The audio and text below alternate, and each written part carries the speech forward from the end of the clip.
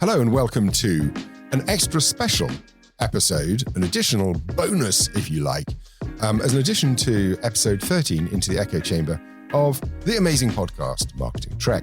Now, while we were recording the content, we spoke to so many good people and not all of them made it into the final cut. So we thought we would take some of that content out and put it into a special edition so that if you're interested in exploring the issues in more detail, well, you can. And that's what this episode is all about. Now, in the main episode, Into the Echo Chamber, Andy Southerden told us that our focus on social, the polarity, the pylons, or frankly, the bullying, was shining a light on a small but vocal part of social media. He explained that as humans, we're drawn more to conflict than to peace, so we naturally get to see more of the conflict. And he then reminded us that reputations have always been fragile, citing Gerald Ratner's fall from grace in the early 90s. And Defina and Jeff warned us against ignoring fake news because it spreads quickly and can quickly hop into mainstream media too. And Steve Parks told us a story where exactly this happened, and he managed to use the power of the echo chamber to establish the facts and turn the situation around. So between the three of them, they gave me maybe a little bit more of a balanced picture of social media, because honestly, when I started the episode, I was coming at it from quite a jaundiced position. I think Steve Parks' observation that social media is a pub particularly helped me to change my view. But, you know, it's always not so cut and dried. Now, at this stage, I want to introduce Alex. Now, Alex runs a service business in London, and last year he tasted the venom of the echo chamber when one of his team sent a message out that offended a customer. Now, by the way, the message was offensive, highly offensive. The team members autocorrect respelled a word that made the text, I say offensive, but frankly racial. And the employee, therefore, was 100% in the wrong, obviously. But when you run a business and dozens of innocent people rely on you to pay their rent and mortgages, you need to protect the business. Now, I would have gone into full crisis mode, but Alex decided not to, and that's what made him so interesting to talk to. Let's let Alex pick up the story. I was notified of the crisis late in the afternoon, and by the time I got to it, the issue had already been given a lot of oxygen. So we did actually post a swift response, a swiftish response, but actually what I discovered is the echo chamber doesn't really want an explanation. Analysing the traffic that was generated, a lot of the issue is there's a lot of hysteria. I think people who want to just make their voice heard. And while people were screaming, I think we must be told, we've got an issue with you. It wasn't really about the issue. It was more about those individuals wanting to just exercise their voice on something. When people get cross, they like to vent. And on social media, people do seem to be cross quite a lot. They flip from educated debate to ad hominem at will, and it takes only a second online. And we seem to be living in an age where outrage is considered a first response. But when the pylon is on full swing, do the trolls care about the victim, or are they just virtue signaling? So one of the things I noticed after actually not very long, and it's remained consistent throughout the life of the oxygen of this issue, was that not one of the posts actually aired any concern for the alleged target or victim, you might call them. And actually, I kind of determined that the only people concerned for the welfare of the victim of what had happened here was us.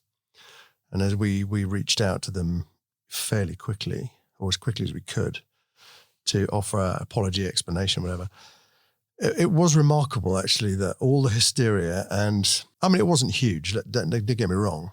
The individual involved didn't have huge followings. It didn't go viral by any stretch of the imagination. We're talking probably several hundred posts through Twitter, LinkedIn, the odd phone call. It was all ranting at us and individuals expressing their own feelings about what was alleged to have happened. Again, as I said earlier, not one of them really expressed any concern for the victim themselves.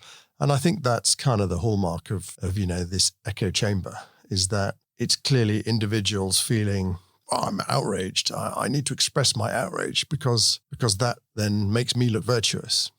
Not, oh, well, I'm terribly sorry for what's happened to you. I hope you're okay. The only people that actually said those words was us. That's more like what I've been witnessing on social, but it's interesting that in this case, Alex chose not to engage for fear of creating more oxygen for the thread.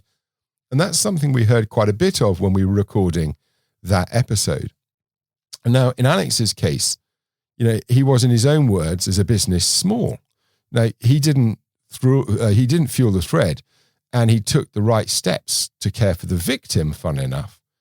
Bigger brands, I think, should always seek professional help. It's far more cost-effective to react in the moment than try and repair reputations afterwards. So what works for a small business doesn't necessarily always work for a big business. It didn't work, for example, for Gerald Ratner. But I then wanted to understand from Alex, did he notice any impact on his business? It didn't really. In fact, it didn't in any way. And I looked at our KPIs, and I think probably because the people we do business with would have drawn breath and thought, I can't believe that this is genuine, or anybody's actually said these words, or, they would have applied a bit of rational thought to say, okay, there must be a genuine mistake here. And I'm quite sure that the company is dealing with it in an appropriate manner because they know us. We're known for our integrity and the way we do things. If anything, actually, we had a rather better week than we'd had the previous week, which again, I think is a hallmark of social media and B2B businesses. There's a lot of hysteria about, we must be on social and you must do this. But actually, it's very difficult to draw any tangible results from it in terms of business generation. And I guess, largely the business that we're in is working with other businesses and building those relationships. It's based on trust, based on, the service we can offer. And you don't necessarily build that with a tweet, however many characters it is these days, or a, message here or a message there. It takes time. Yeah, I guess that's the experience from this incident. Trust. It's such an important part of building a business. And it was a premise we started with when we planned this episode in the first place, because they say reputations take years to build, but seconds to destroy. And I think that's true, unless you've taken the time to build real trust between you and your stakeholders. Now, I suspect consumers are more fickle than B2B customers. Mark Ritson points out that most consumers don't give a damn about brands. They use them only as long as they're useful. And the old maxim goes, if you want loyalty, buy a dog. So that may be true in consumer markets, but relationships in B2B tend to be longer, deeper, and more co-reliant. So building trust can help you weather a social storm. It certainly did for Alex. And before I let him go, I wanted to know why he thinks the pylon happens. And here's what he said. So what occurred to me in this is that one of the key features of this echo chamber is that people respond quickly and they always want to assume the worst. There is no hint of, well, let's give them the benefit of the doubt. It's an opportunity for people to express their outrage, which really expresses more about them than it does about anything potentially that's happened. So there you have it, straight from the horse's mouth.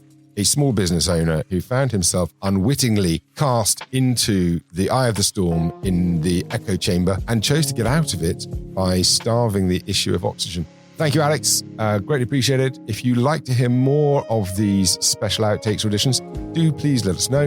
You can find me on LinkedIn. My name is Dom Hawes. I work for Selby Anderson. Thank you.